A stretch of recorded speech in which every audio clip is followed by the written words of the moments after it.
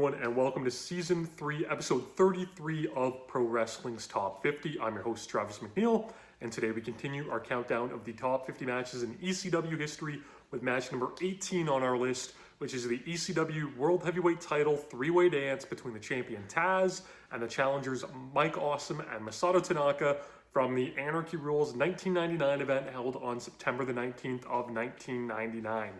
So the other day in the video of Raven, Sandman, and Pitbull number 2, I talked about how that was, in my opinion, the best traditional three-way dance in ECW history. And the reason I say this is that although this is technically a three-way dance, it really is more of a singles match, but we will get to that momentarily. So coming into this match, there is a lot going on, primarily surrounding Taz. So Taz is the ECW World Heavyweight Champion. Taz had been, protected for so long by booking by Paul Lee that he was pretty much unstoppable. But we ran into an issue where Taz decided that he was going to go to the WWF. So he signed with the WWF. He would ultimately make his debut at the Royal Rumble 2000 against Kurt Angle. The news was out there, although I didn't have the internet at the time. Clearly by the crowd reaction, that news was out on the internet. It was no secret that Taz would be going to the WWF. So for Anarchy Rulz, which is the first ECW pay-per-view of the TNN era, I talked about, how important this show was for me, how I had the commercial VHS, et cetera, et cetera. Taz's title match, it was going to be a big match on that pay-per-view, very important pay-per-view for ECW, but who would he face? So basically what we were getting is what was being billed as an international dream match between Taz and Masato Tanaka, a battle of two of the biggest badasses in wrestling. So Masato Tanaka, we've talked about him before. We've had two of his matches with Mike Awesome hit this list already. Tanaka showed up in ECW in '98, had his matches with Mike Awesome. Unfortunately, Mike Awesome ended up breaking his leg, derailed their feud. Tanaka got transitioned into a short-form tag team with Balls Mahoney, where they had a very brief run with the tag team titles. And then we wouldn't see Tanaka again for a while. He was supposed to face Rob Van Dam at Guilty as Charged 99 for the TV title. That match did not happen, and we didn't see any more of Masato Tanaka. So this was Tanaka's triumphant return to ECW, where he would battle Taz in a highly anticipated match. But because Tanaka had not been in ECW in quite some time, it was old footage that they were having to use to promote this bout, specifically Masato Tanaka beating Mike Awesome. They showed the Heatwave 98 match in full on an episode of Hardcore TV. So then we have Judge Jeff Jones. So if you don't know, Jeff Jones was a referee who sort of did a bit of a heel turn and kind of became a heel referee for a little while, and he ultimately became a heel manager. He wore a judge's outfit, and he was Judge Jeff Jones, and he managed Sid. So again, if you're unaware, yes, Sid Justice, Sid Vicious, Sid Udi, he was in ECW for a short while, a few months in 1999. He was managing Sid. Sid was getting this big, push, destroying everybody, but Sid ultimately went back to WCW. So you had Judge Jeff Jones, who no longer had the monster heel to manage. So as Anarchy Rulz comes on the air, we get a brief little skirmish with Masato Tanaka arriving at the arena, getting interviewed by Stephen Prazak. Judge Jeff Jones comes up, they get into a little bit of a scuffle, and Jeff Jones, with the cliffhanger line of, saying he has a surprise for tonight, and it's going to be awesome, right? Clearly Mike Awesome. So what happens when this match is about to start? Mike Awesome comes down through the crowd. Joey Styles, hypes up on commentary that Judge Jeff Jones must have, went to Mike Awesome, talked about ECW using footage of Awesome losing to Tanaka on TV to build up this match.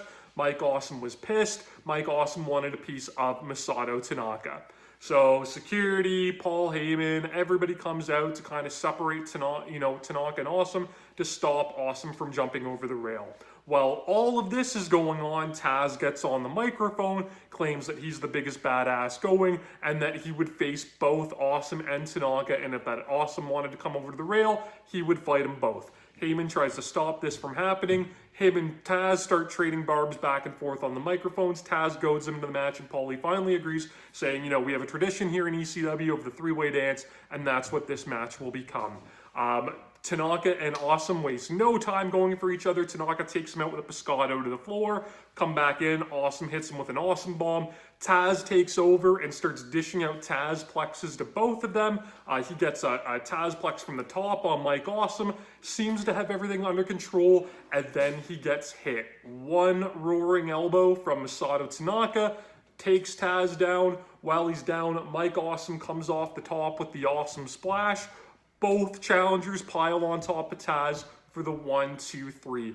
And within less than 3 minutes into this match, the ECW World Heavyweight Champion Taz is eliminated, to the shock of everybody, and we will crown a new champion, either Mike Awesome or Masato Tanaka. I've talked about this in the Heatwave 1996 four-way for the TV title video.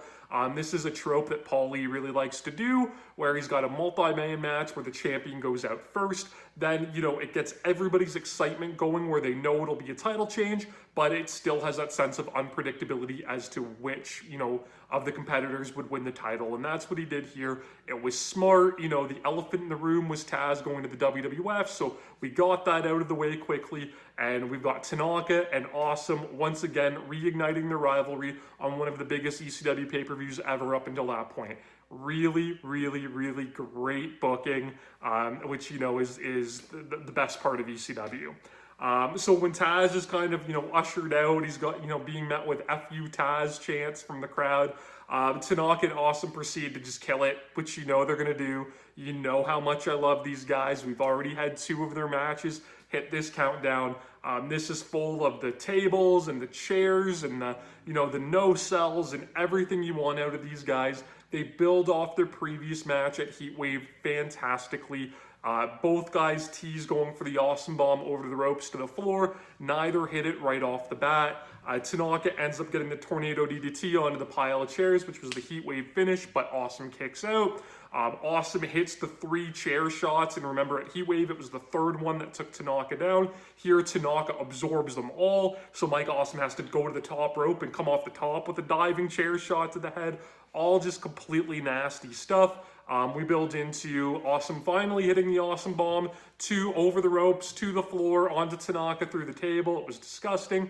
It's not enough to get the finish. He adds an Awesome Splash, the move that beat Taz. Still can't do it. Goes for the Awesome Splash through a table. Tanaka fights out of that, goes up top with Mike Awesome. It proves to be a terrible idea because it's an Awesome bomb off the top through the table that ends up being the finish. And Mike Awesome, who wasn't even supposed to be in this match, who wasn't even supposed to be back in ECW, no one knew he was coming. He comes out of nowhere and becomes the new ECW World Heavyweight Champion. And in a great moment, Taz comes back out to the ring. He hands the title to Awesome, passing that torch to him. We'll talk more about that torch pass a little bit later on in this series, but it was a great moment. Joey Styles is the great call of the new champion is Awesome, right? All the puns with his name. And the locker room, you know, they empty out, applaud Taz, including Paul Heyman. And again, just showing the control that Paul Heyman has over his fan base. You know, the crowd 10 minutes prior were chanting F you Taz, and they're all chanting Taz's name and giving him the standing ovation just because Paul Lee's out there trying to get him to do it, right? And the crowd eats it up, everything that he does. This match is great. They outdid what they did at Heatwave 98. You add in the wrinkle of now the title being on the line, all the Taz stuff, the impromptu nature of the match, and it is all incredibly, incredibly exciting, as a lot of ECW is. You can find this match, of course, on the WWE Network. It could be on Peacock. You can certainly find it online, though. You can subscribe to my channel here on YouTube so that you don't miss a video. Follow me on Instagram and Twitter at Wrestling50, and please join me again tomorrow as we continue to count down Pro Wrestling's Top 50. Top 50.